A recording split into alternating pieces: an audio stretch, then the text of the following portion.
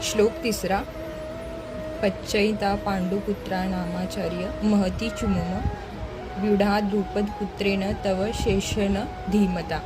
हे आचार्य, तुमचा बुद्धिमान शिष्य द्रुपदपुत्र याने कौशल्याने रचलेली ही विशाल पांडवसेना पहा।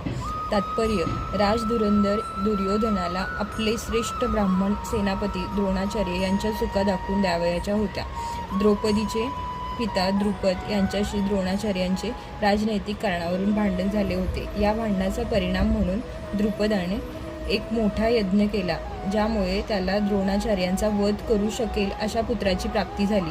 द्रोणाचार्यांना याची पूर्ण जाणीव होती आणि तरीसुद्धा उदार ब्राह्मण या नात्याने त्यांनी आपल्याकडे सैनिकी शिक्षण प्राप्त करण्यासाठी सोपवण्यात आलेल्या द्रुपदपुत्र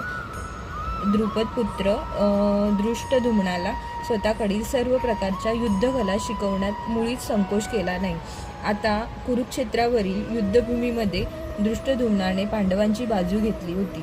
त्याने द्रोणाचार्यांकडून प्राप्त झालेल्या युद्धकलेनुसारच पांडव सेनेची व्यूहरचना केली होती। द्रोणाचार्यांनी युद्ध करतेवेळी कोणत्याही प्रकारची तडजोड न करता दक्ष राहावे म्हणून दुर्योधनाने त्यांची ही चूक लक्षात आणून दिली। यावरून त्याला हे देखील दाखवून द्यावयाचे होते की पांडव हे द्रोणाचार्यांचे प्रिय शिष्य असल्यामुळं पांडवांविरुद्ध युद्ध करताना त्यांनी कोणत्याही प्रकारचा पक्षपात करू नये।